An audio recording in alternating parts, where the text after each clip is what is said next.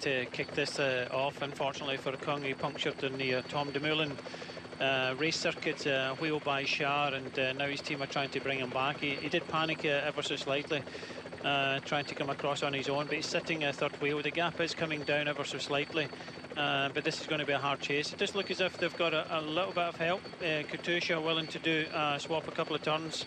There were some other teams, Wanty Group, Goubert, Rompot, willing to help, but that's that looks as if they're kind of sitting a little bit further back now. But in the front group, it seems as if it's only Lotto Soudal in the red looking after Wellens that are the only team willing to keep the pressure on. But it does look as if this gap is slightly narrower now, and they could possibly come back together again. Well, it's good news for Stefan Kung. I suggest it might not be great news for Greg van Avermaet, who would have had a free hand. Whether he's going to be on protecting duties for Stefan Kung, I think possibly it may well, the pendulum within BMC will have swung towards Greg van Avermaet. It's probably the better bet over these next 3 days. No disrespect to the young Swiss who's led this race with such distinction. 29 kilometres to go then, and 36 seconds is listed the peloton as one, and they're about to come back together, Brian. That's been hard work, and a lot of it's been done by BMC. Yeah, it is, but towards the front group, Sunweb are starting to push on a little bit as well, but you can just see the difference now with the two groups. A little bit more bunching in the front, and this second group all lined out with Van Hooijdonk, Drucker, Quinziato, Kung all towards the front, drilling hard. Yep, they are. Just looking to see who's involved here. One man to watch out for today, by the way, as we head in, to my mind anyways, Bert van Lerberger.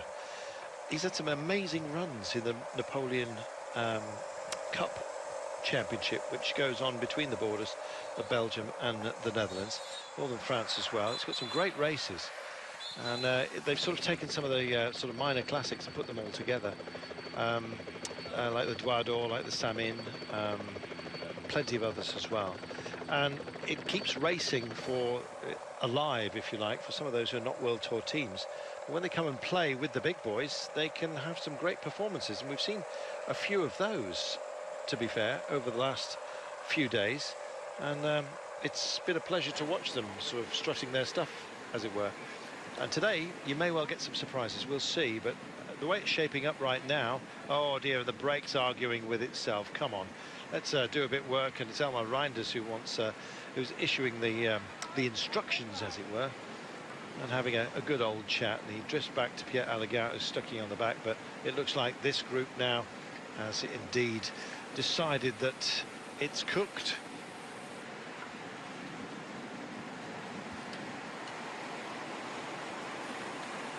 Just under 28 kilometres to go of today. Oilersbeek is where we're heading to next, and it will be the Schatzberg with 17 Ks remaining. So for the time being, we've got 10 kilometres now of wide open highway, and I think the two halves of the peloton will come back together. This group is more bunched, as you can see. Sunweb not minded to push on too hard, knowing that those in the second group, Brian, have had to work very hard. I think they'll accept that there's going to be a physical deficit for the chasers that they can take advantage of a little bit later. Yeah, it's the hard chase now from the second group. It does look as if they're getting slightly near on all the red jerseys of BMC towards the front, looking after their leader, sitting fourth place. Also, Katusha obviously missed out here and willing to do a bit of chasing, which is going to help. Initially, it was Wanty Group, Goubert, Rompot and Team Dimension Data. There's the visual. They're just in front, but you can only imagine the amount of energy the front group that's sitting behind Sunweb and Lotto Soudal are just saving energy, while other teams trying to chase them back in the second group are expending a lot of energy, which is not going to be good for the running. But they know this circuit, they've been on this circuit, they know the key points to this circuit. When on that small narrow road, when Sunweb went over the top of the climb, I think that's going to happen again this time. But everybody will know it's going to happen because it happened previously, and so that will be the key moment to today's stage, that climb, and it's over the top of the climb. We may well, when the groups come together, and I think they're going to, both the split in the peloton, which is nearly healed, as you can see, Still some work to do, but more bunched ahead. This is far more strung out with the chase. And by the demeanour of the breakaway, Brian, they're clearly lost a bit of heart, or a little bit of drive anyway. Let's see how they take this. Nobody tempted to go all the way round the roundabout, but yet again, that elevated pedestrian section at the crossing in the middle of the road causing havoc. Pennant man busy waving, and we've seen a few tumbles so far today. A little bit of bunny hopping over the centre just to sort of give an easier entry into this roundabout and then the exit from it. And they've gone puppy paws up front, as you can see, so they're tapping right now, keeping a decent tempo, but it's not full on and motivated, unlike the chase. So I think this is going to come back together. It may well be you get some sub-attacks coming out of this group. Oscar Gatto, by the way, is in that group. It's this kind of day, this, where everyone else is being forced to either chase or indeed impose themselves. He's the sort of rider who can suddenly pop out and do something. He's not the only one. There'll be some ambition displayed late on, I think. Yeah, the critical point is the same point in the circuit as last time when Sunweb came to the front and over the top. It split into about 5 or 6 groups. That'll be the key point that everybody will know they have to be at the front. This gap is still not closed, but there's so many passengers in this front group. Everybody's sitting back, allowing the team of Sunweb and Lotto Soudal to keep the pressure on. This second group coming into the roundabout here. They've still got a 15-20 second gap to close, but all the time it's closing to the group in front. 22 seconds to the 7 riders in front of Vakoc, Beermans, Hepburn, Bagdonis, Allegert, Reinders and Van Melsen. But I tell you what, Carlton, we've seen the Golden Kilometre. It hasn't really come into play for the GC contenders, but today could be the day. It kicks off in about 8 kilometres time, and 20 seconds with the firepower in this group looking for seconds. It could help the likes of Peres Sagan, and he's got a couple of teammates there. Do they sit back and wait, which I think they do, to try and help him in the finish, or do they come up now and try and help and bring this together so they can take the bonus points to try and take the leader's jersey? Well, we may well squeeze in a commercial break before we get to the Schatzberg, which is with 17.4 kilometres to go. Then we've got the Golden Kilometre immediately after that, which could be important. I think they're going to race for it today, and so you're going to see the likes of Sagan, etc., really gunning for it with the BinckBank Golden Kilo. This is that little hiatus before the storm we've got right now. We'll be climbing the Schatzberg at 17.4 to go, so that's in about 6 kilometres time. Wide open countryside at the moment. It looks like these two major parts of the peloton are going to re-amalgamate, and then I think it's going to be all together and all hell's going to break loose on the approach to the Schatzberg, Brian. Yeah, very much looks like that. The two groups getting very close together now, and the group in front coming further back. So in the next few kilometres, it looks as if the race could come back together again. Wow. And then it's going to be a huge punch-up for the Golden Kilometre. Can't wait. Well, they're all starting to tire, as you can see. Some of those who've worked so hard to close down that gap on behalf of Kuhn.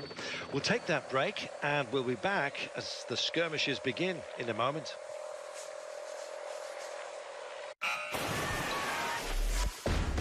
But look at the rolling attacks that are coming straight back off. As soon as they get back in, then this had to happen. And in fact, it's AG Tour Le Mondial that have decided to go for it off the front. I thought that Sunweb might actually be motivated as well. You rejoin us just as we start the approach towards the Schatzberg. Now, we're not there yet. We've got 3 kilometres to go, but such is the urgency. Why? Well, it's not to catch the break. It's basically to be in a good position to take on the climb and then do the Golden Kilometre, Brian. That kilometre offers up 3 separate sprints. Each one will give you bonus seconds of 3 every time you hit it. So there's 9 seconds up for grabs. Could prove crucial. Yeah, it could do, but we still have a couple of riders still in front, and that's Michael Hepburn and Peter Vakoc in the blue here. It was Hepburn, the attacked the breakaway about 2 kilometres ago from Orica Scott, and then Peter Vakoc joined him. So you've got 2 riders in front, and then you've got an attack here from AJ2R. I think the peloton are happy to pretty much almost let this rider go. I think it's the Goujard. It's now on the attack for AJ2R, and if he gets up, then they'll snaffle up all the bonus seconds, because I don't think the GC contenders really want to get involved with this golden kilometre. Well, some might, but frankly it will get very, very sketchy. We'll see how it pans out. So you've got 3 up the road, you've got the peloton all back together, albeit some, I'm afraid, have emptied themselves. Not least Michael Schauer, and I think it was Van Hooijdonk as well, who worked so hard for Stefan Kung. He's back where he needs to be, the leader, but I think the efforts he's put in today, it's going to be a struggle for him to actually stay in touch. Here's Peter Vakoc, who's allowing the likes of Nicky Terpstra, Yves Lampaert and Philippe Gilbert of Quick Step Floors not to have to do too much work behind. He's with, excuse me, Michael Hepburn of Orica Scott as well, and they're checking over their shoulders to see how far back Goujard is. And in fact, it looks like the peloton have declared a minor truce at the moment. The gap's back out to 25. Yeah, they've sat up ever so slightly because the 2 groups, just naturally the 2 groups have come together, and Cannondale now take control of the front of the group. We all know what's coming up. We've already seen it the lap before, and everybody knows that over the top of this next climb, when it's split into about 5 or 6 different groups, that's the key element. But there's a lot of teams that have used a bit of their firepower already, and they'll be depleted, especially BMC. So it will be about the right combination if it does go towards the finish. But I'm sure that it's going to be a very interesting finish, as we see Goujard still trying to make it up to the duo in front of Hepburn and Vakoc. Bless him. I'm not sure he's going to make it, because they look reasonably motivated, not least to take some bonus seconds and indeed the prize money therein. They might even stay up for the Primus, which comes with 8.2 kilometres to go. 24 seconds and hovering around that marker, as you can see. I wonder if somebody's going to be tempted to have a proper dig and just pull off the front. Unlikely to make up 24, I wouldn't have thought, so not that far off half a minute in what, 1800 meters time before we actually get to that 1700 now, that intermediate sprint, the golden kilometre. I was getting rather excited about it, Brian, but it looks like it might well be quite benign. I don't think if there's a GC contender sitting in this group, I don't think I want to be forced into sprinting 3 times within a kilometre. So the importance here is positioning, and that's why we're starting to see the teams riding on the front. It isn't to bring these riders back, it's just about positioning. Okay, if the riders come back, so be it, but I think it's just they know what's happened the previous lap, and they want to try and stay towards the front as the road starts to get a little bit more narrow or further up. Just a suggestion there. I thought bright sunshine, but looking at the shadows, it's not. Adjusting of the retina of the camera here, and a suggestion as well, the odd little spit and spot of rain. 17.4 Ks, then they are 900 meters right now from this intermediate sprint, the golden kilo, which is 3 sprints locked into the length of 1 kilometre. When it's nicely placed, I must admit, with 16.4 kilometres to go, so it has been of greater importance, and the gap's now down to 16 seconds to the peloton, and it looks like Goujard's task, I'm afraid, has come to naught, and it's because they're speeding up, Brian, for road position coming into this very narrow climb. Yeah, I think it is positioned well, the golden kilometre. Maybe in the sprint stages it might be positioned a little bit earlier on in the stage, maybe within the first 50 kilometres. That would get them to kind of race a little bit, because I think that's what they're trying to do, and entice people, riders to race. And on a hillier day, a GC day like this, then having it late could have it come into play. It really depends on Goujard here. If Goujard comes across, then all the bonuses will be away. But only 17 seconds. I do not think that the GC riders will want to play with this. All Bora Hansgrohe are doing is looking after Pires Sagan. I don't think they're thinking of the seconds, but if Gouchard is taken back, then Sagan might think about trying to snaffle up these 3 seconds that are on offer now. It's terrific. Some big barns there. They're your sort of barn eggs. It's a touchy subject at the moment in the Netherlands. There's an attack from the peloton, sorry, Carrington. Here we go, yeah, indeed. Attack from the peloton, so Gouchard is still away, but Vakoc takes the first golden kilometre points from Hepburn, but another attack from the peloton just coming into view. Let's have a look, just about to show. Can't see who it is. And it's surely it's not Gatto. Is he going to go long? I suggested that it may well be somebody of that ilk. We'll wait until we get back downstairs. Michael Valgren is on the attack. Wellens is on the attack as well now. So Lotto Soudal was starting to play the card in the general classification. No big reaction from Bora Hansgrohe. They just want to keep a tempo up. But it was Michael Valgren that took that 1 second there from Gouchard. But Tim Wellens now coming into play. Well, he's had a good run, Valgren. 6th in the E3 and 11th in Flanders. He's the sort of guy who can roll with it when he needs to, and quite frankly, right now, perhaps he does. Valgren then is embedding himself in the task. Who's going to be tempted to join them? That's the big question. So, 15.7 kilometres to go. We're busy with this golden kilometre. All seconds count at a moment such as this, and others being tempted to join the fun. Yeah, Burkhardt really riding hard at the front. He doesn't want these danger riders to go away, and that's why Bora Hansgrohe are pushing hard. I don't think there's too much danger here because Vakoc is taking the bonuses away. There's only 1 second for third place, but Valgren took the first one. And it looks as if Wellens is going to take a second here. So previous winner of this race taking a second back. But I don't think Bora Hansgrohe will be too worried about it. They have got numbers in the front, and they're thinking more of the finish than anything else. Yeah, just looking back, Wellens, Valgren and Alex Gouchard our chasing group as we stand right now. This is too much quality to be allowed up the road with only 14.9 kilometres to go, and they're regrouping themselves. As you can see, 15 seconds is the gap to the two principals up the road. Peter Vakoc has had a very strong day today. Meanwhile, big compression coming up right now. Surely nobody's going to dive bomb up the inside, and indeed they keep it sensible. 4 wide coming in, 2 wide going out. It's squeezing the toothpaste, as it were, onto one of these country roads. Fractured on the left-hand side in the woodland, by the way, so you have to take great care as you come out of Put. This is not one of our climbs, but look how nasty it is, and it begs, I'm afraid, punctures, and that's precisely what we're seeing right now amongst the Verandas Willems boys. Didn't quite catch who it was. Wout van Aert, their principal.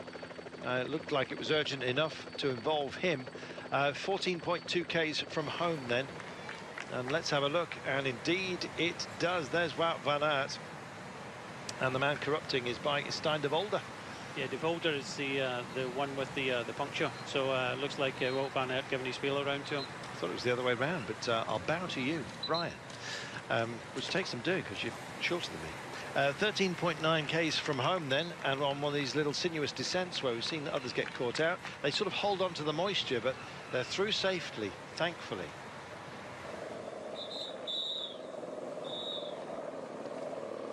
Vakoc and Hepburn still out front with 13.7 kilometres remaining. Next climb is the Stammen, the Weg Langstammen, 350 metres, but 8%, Brian. This is that testy one. In terms of incline, it's the worst that they've faced today, other than the Coburg, which came very early. Sad that that wasn't part of our broadcast today, but you can't have everything.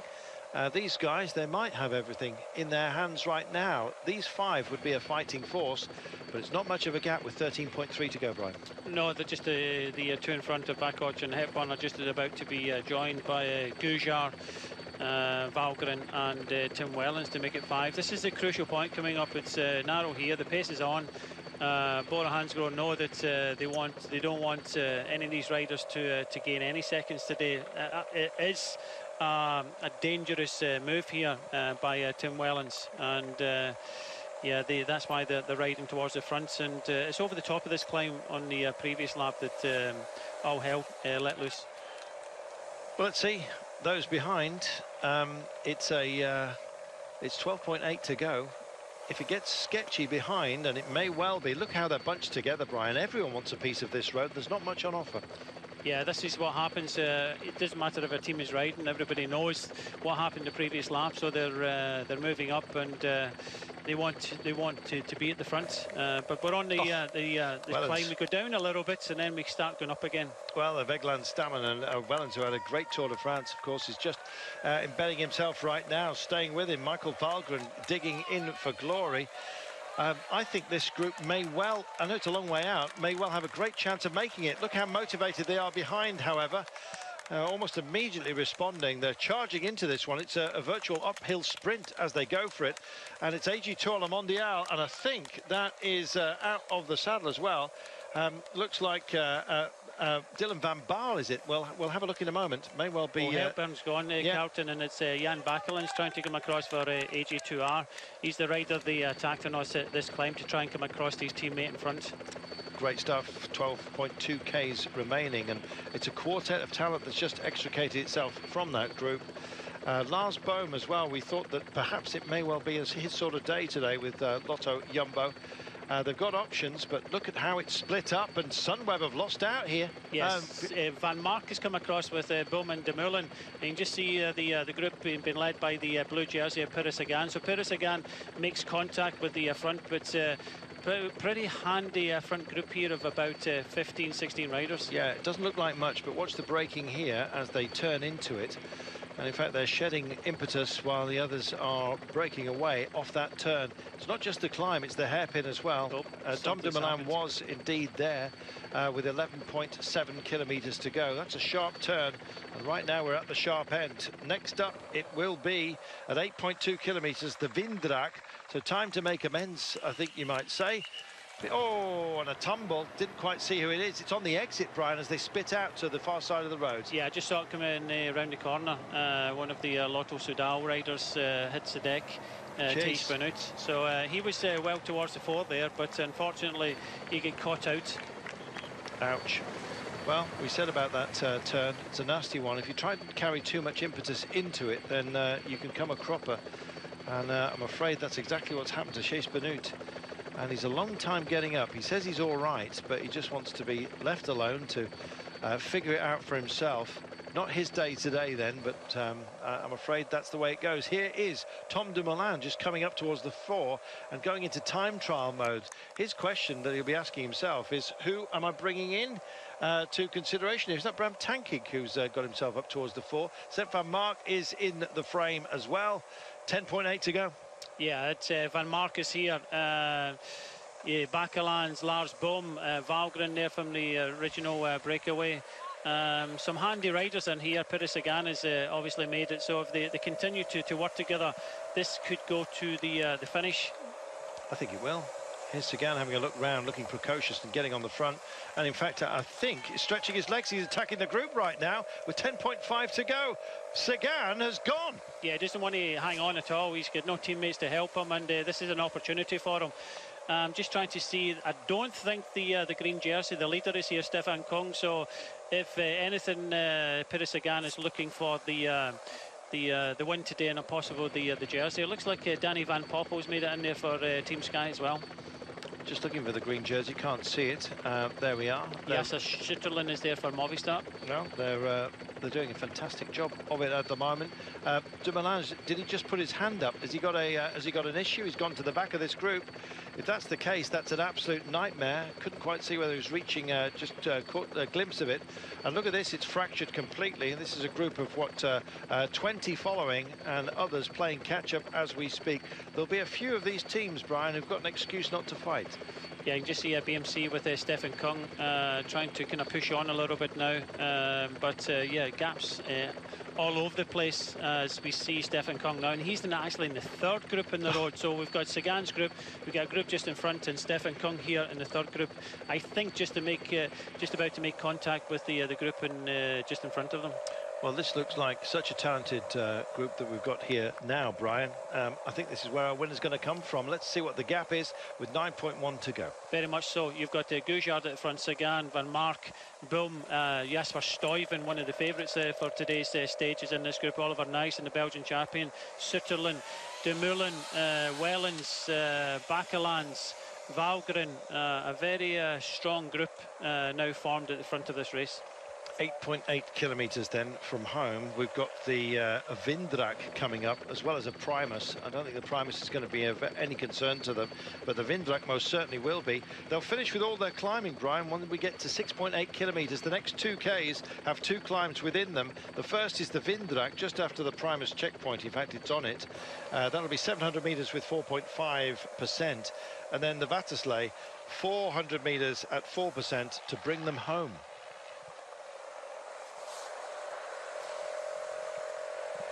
8.4 remaining. Good conditions, as you can see, particularly for these guys. And out front, this has got to be a happy place, and it'll be a happy hunting ground, I am certain, for this group right now. 8.2 Ks from home, and they're stretching their legs. And look, I think there's been has there been an acceptance? Looking at the chasers at the moment, BMC trying to put a fire out right now. But there is the Belgian champion. I think he's got to have a good option today, but with the likes of Sagan embedded here, Oscar Gatto is part of that group as well. Saw Michael Valgren a little bit earlier on. They're stretching themselves. What about Lars Bohm today? Yeah, we just come to the front. He wants to push on. It looks as if one of the I think it's Gouchard that's now gone now. So we have got Sagan in the front group. Boom, Dumoulin, Sutterlin, Bakelans, Van Mark is there for Cannondale, Stuyven is there for Trek Segafredo, Vakoc is still hanging in there for Quick Step, Van Poppel there for Team Sky, Nason, the Belgian champion, Wellens for Lotto Soudal, and Valgren I think is still there for Astana. Well, they're rolling with the punches at the moment, and Van Mark just rolls through. He's had so much bad luck throughout his career. I kind of feel that his ill fortune today is the fact that he's alongside the likes of Sagan, and he's just drifting over to the side of the road and just getting a personnel check within this group with 7.4 to go. Riders don't know everything, but well, we'll see. At least he now knows what he's got to deal with. This is looking very good for Peter Sagan today. There is a couple of riders trying to come across now. Is that Greg Van Avermaet? Looks as if he's trying to make his way across, but we've still got a large peloton, about 50-60 riders. Sagan still at the front, but there's no real pressure on because the riders are kind of looking behind. I think there's too many strong riders in this front group. They don't want to help each other. They don't want to drag each other to the finish. And I think it's a matter of they don't want... The way that Peter Sagan turned on the power a few moments ago, he basically doesn't want to be anyone's fool. So he's embedded here in position 3, as you can see, just on the back wheel of Sepp Van Mark. This is Tom Dumoulin, who's riding towards his own velo park, essentially, as we speak. Can't quite see who it is from Astana. It was Michael Valgren earlier on, and Peter Sagan goes again. He's having a last dig on the last climb of the day and decides to go on. Now, I think this will be hyper-motivated. The motorcycle tries to pull away. He's got 4 or 5 bike lengths already, and he has a look over his shoulder. I don't know whether it's just upsetting the tempo. He's probably got good options if it comes down to a sprint, but he's clearly not happy with those riders around him, Brian. Yeah, too many passengers. There's a few people just wanted to sit on the back. Too many of the top GC contenders in one group, and it's not working for them. So it's going to be interesting in this last 6 kilometres to see if they will work. Tom Dumoulin came to the front in that incline there. He wants to keep the pressure on, but so many riders do not in this front group. 5.5 kilometres, and Peter Sagan keeps the hurt on. If they want to win it, they're going to have to work extremely hard, and Sagan looks he looks the freshest of everybody at the moment. Big turn coming up right now, 5.4 out. I guess at least he's making them work, Brian, and he seems to be riding well within himself, and now it'll recoagulate, if you like, and then he'll go again, you can be sure. Yeah, he's a racer, and he'll continue racing. He doesn't want to drag riders towards the line. We're just looking back now. This gap looks as if it's about almost 30 seconds. Stuyven pushing hard in the front. Just looking to see who has actually made it up. Greg Van Avermaet is there, so he's made it to the front group. Philip Gilbert is there. I think it's Kukler, and Andre Gripo has made it to the front group. Wow, well, don't bet against a fast man today. Still can't see who it is. I think Valgren for Astana within this group as well. What have we got? A rack of 12, 14 riders who are going to duke it out today. 20 seconds, but with 4.7 kilometres to go. And indeed, the sort of pace that we have right now, I think they may well carry it all the way. Lots of checking over shoulders going on. Yeah, 16 riders. Bakelans and Stuyven are in the front here, but just behind them you've got Sagan, Boom, De Moulin, Sutherland, Van Mark, Vakoc, Van Poppel, Nason, Wellens, Valgren, Gilbert, Kukler, Greg Van Avermaet and Andre Gripo. Gosh, look at them. They don't want to work together. They've done the job of catching the pair up front all bar. And right now, nobody wants to push on. Peter Sagan flicks the elbow out as well, out of focus, as you can see. And he's looking at Greg Van Avermaet and saying, come on, help out, for goodness sake. I'm not going to guide you all the way in. And Greg decides that the efforts of having got into this very select group, he needs to just preserve himself ever so slightly. And Peter Sagan is being lent on within this group, and he doesn't like it at all. But then again, that's the eternal story for him. It is. It does look as if Tim Wellens wants to keep the pressure on. I think that the riders that don't have a sprint here, they have to push on. They don't want to give anybody any advantage. They don't want to give Stuyven or Bakelans any seconds whatsoever. So the likes of De Moulin, Tim Wellens, keep the pressure on. You're not going to get rid of all of the sprinters, because there's some quality sprinters in this front group.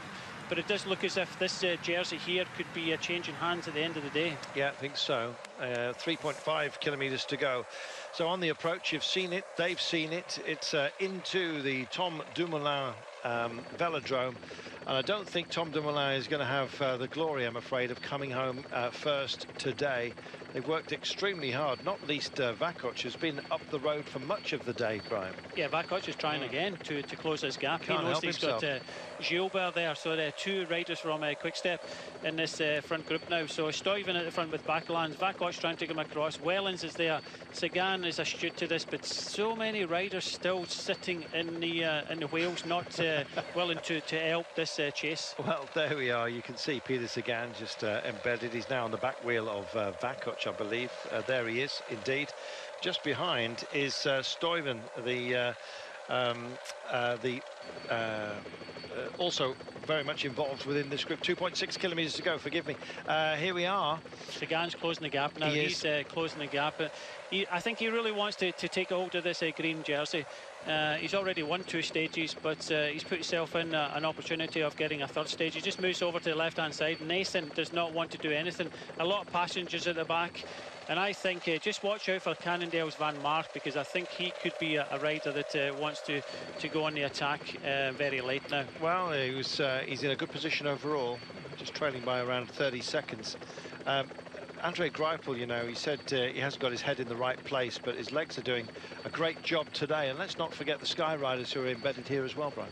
Yeah, you've got Danny Van Poppel, good stage one in the Tour of Poland recently, so on good form. But just as I said, Van Mark. Here he goes. He has to go long. 1,900 metres out. Who's going to be tempted to go? Nobody, just for the time being. Change of tempo by Peter Sagan only, but Van Mark's on full attack right now. Can he do it all on his own? And he sits up and says no. Answers his own question on this turn, but it's a technical one. He'll be pacing out of it, but Peter Sagan, I think, will come up and go over the top. Belgian champion Ollie Nason is lurking. And they've decided to go for this. And, well, you know, some good riders here that can really impose themselves. And Lars Bohm is one of those, almost Sonic Bohm, I think they call him. 1,500 metres to go. We're just approaching our velodrome right now. Peter Sagan might be moderately happy with the way this pans out if someone like Bohm takes it, because he'll be in the leader's jersey. Is he going to be motivated to go for another stage win? Peter Sagan's already got 2 under his belt, and it looks like it may well already have been decided, this. Yeah, Lars Bohm is gone. He's gone at the right point. Van Mark was dragged back by Peter Sagan. But when Boom went, it was one too many attacks. We come into the Tom Dumoulin Cycle Park, and Tim Wellens has to take it up because he's got Andrew Greipel just behind him. But is he going to have enough in the legs to bring this man back? I think it's going to be very doubtful. I think so. I think it's too much of a mighty task. Van Avermaet in there as well. Peter Sagan, I think, will be in the leader's jersey, so job done for him. He's already got a couple of stage wins here. And look at this, Lars Bohm. Well, he's a trackman of origin, let's not forget. And right now, he's just got to get his head down and TT for the last 500 metres. Yeah, Tim Wellens trying hard as he can, but he's getting absolutely no help. He comes round one left-hander, another left-hander, and he'll be within sight of the finish. Gosh, sketchy corner. You can see why they got rid of the squiggly bits in the middle, and it's all about catch-up for everybody else. But I'm afraid that Lars Bohm is going to track this one home. He knows it as well. He's already smiling. Lars Bohm, Sonic Boom, delivers today, and it echoes around this Velo Park. What a great effort by him, and it's going to be minor places for everybody else. Van Avermaet would like some bonus seconds as well. So would Peter Sagan. They're going to duke it out, but Boom, indeed, delivers. Peter Sagan coming home in second place, Greg Van Avermaet, and the pack of talent that was they. And the clock ticks on everybody else, including the leader's jersey, which has already been handed over. Yeah, an exciting finish, a good win by Lars Bohm and Lotto NL Jumbo. I think an attack at the right time. You could obviously see that Cannondale's rider Van Mark was set himself up for an attack in towards the circuit, and Sagan was very astute to that. He was straight on it. But Bohm, when he went, I don't think he had the legs to just follow him at that particular time, as Viviani pulls his foot out in the sprint, continues to sprint with Dylan Groenewegen. So Dylan Groenewegen takes the bunch finish, but they have the day with Lars Bohm. They do indeed, and finishing 47 seconds down on Lars Bohm. What a great result it was for him, and here he is. Been a while. Yeah, it has. It's a nice win and a well-timed win. I think anybody going on the attack there could have possibly have taken that one, but Groenewegen was struggling today a lot, and obviously Lars Bohm got himself in there and attacked at the right time, because straight off the back of Van Mark, I think Sagan's legs were kind of on fire for a little bit there, and unfortunately there was absolutely no help whatsoever behind to try and bring Bohm back. And Wellens tried, but he didn't have the legs in the end to try and help Andrew Greipel, and Greg Van Avermaet went for a long one, and Sagan just came round taking the bonus of 6 seconds. But it was a good win by Lars Bohm. You can see he's more than happy with that one. I think so. Well, I don't know what that was all about. Lars, of course, took the Eneco, 5 years ago right now, and frustration, I think. It's so many missed opportunities of late, rising to the fore.